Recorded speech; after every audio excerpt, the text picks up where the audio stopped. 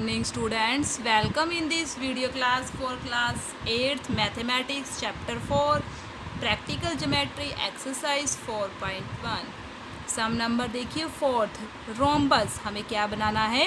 Rhombus BEST हमें rhombus बनाना है। अब रोम्बस के नाम से ही आपको पता लग गया होगा रोम्बस की शेप कैसे होती है, जिसकी चारों साइड्स क्या होती हैं? इक्वल। और डायगोनल्स क्या होते हैं इसके? बाइसेक्ट। किस पे करते हैं? बाइसेक्ट। इक्वल नहीं होते हैं डायगोनल, बट ये बाइसेक्ट क्या करते हैं? एक दूसरे को बाइसेक्ट करते हैं। और किस पे करते हैं? 90 डिग्री के एंगल पे। तो हमें ऐसी एक रोम्बस बनानी है जिसका नाम क्या है? BEST। और BE कितनी दी हुई है? 4.5 सेंटीमीटर। मीन्स BE से क्या है? साइड। और ET, E और T इसका क्या है? डायगोनल्स। क्या है? डायगोनल्स। तो सबसे पहले परपेंडिकुलर बाइसेक्ट कैसे करते हैं एक लाइन का, आपको वो पता होना चाहिए भी वो कैसे होता है। तो किसी भी लाइन का परपेंडिकुलर बाइसेक्ट करने के लिए हम क्या करते हैं? कोई भी लाइन ले ली है और उसका क्या करते हैं? हाफ से ज़्यादा ओपन करके ऊपर और नीचे आर्क लगा देते हैं। तो देखिए एक बार मान लीजिए हमारे पास क्या है? ये एक लाइन है, ठीक है। और हमने इस लाइन का क्या करना है? Perpendicular bisect. तो आप कैसे करोगे? हाफ से ज़्यादा खोल के आप जितनी मर्जी खोल लीजिए, एक इधर और एक नीचे की साइड। अब ऐसे ही एक दूसरे पॉइंट से एक ऊपर, अप एंड डाउन। तो क्या हो जाएगा? अब ये इंटरसेक्ट नहीं हुई है तो इसको इंटरसेक्ट कर दीजिए। तो ये क्या हो जाएगा? अगर आप इसको ज्वाइन कर देते हो तो ये क्या हो जाता है? Perpendicular bisect. क्या हो जाता है? Perpendicular bisect. मीन्स जितना ये पार्ट है उतना ही ये पार्ट होता है। और ये एंगल कितने का बनता है? 90 का। समझ में आ गया है? अब इसमें भी हमारे पास क्या होते हैं? डायगोनल्स। Perpendicular bisect. तो आप क्या लिखोगे? In rhombus we know that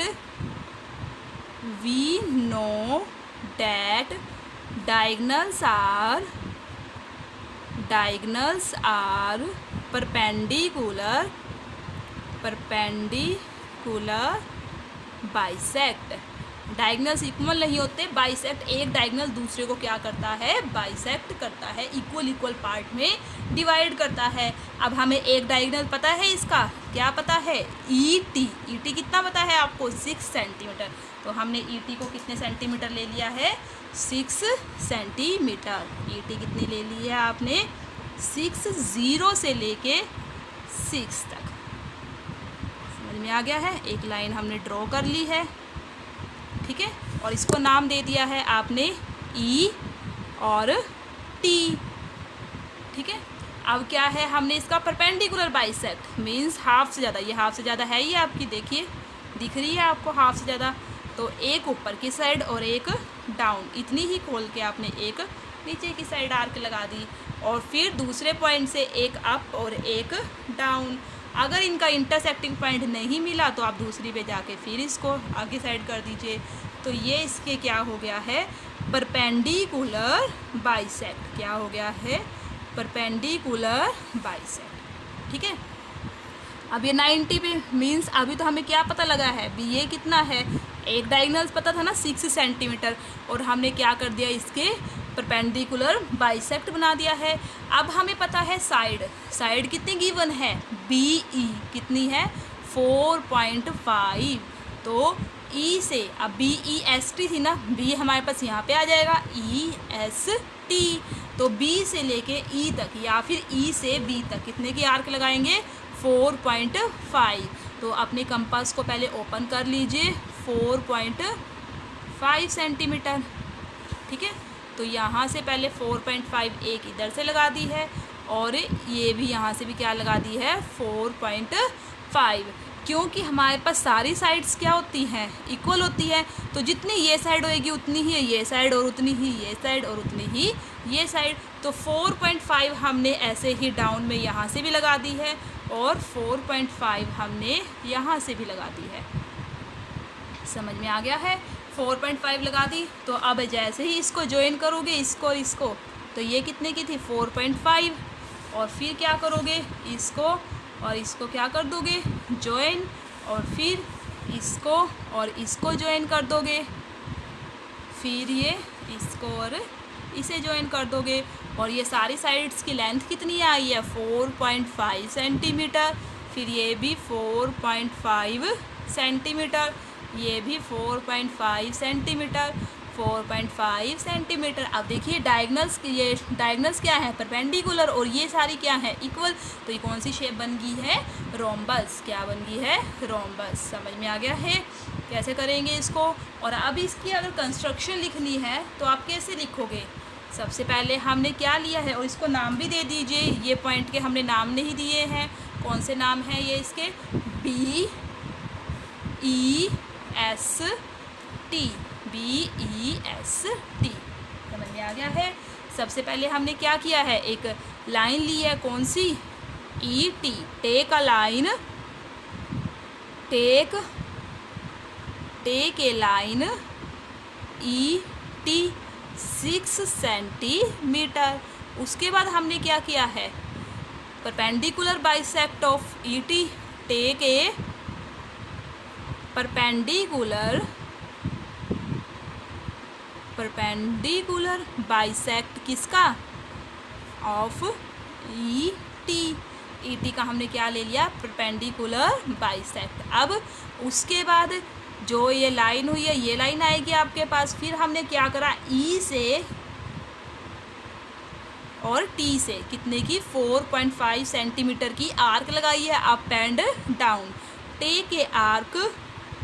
take an arc 4.5 centimetre, take an arc 4.5 centimetre from point, कौन से पॉइंट, कौन से पॉइंट लिए थे हमने, E एंड T,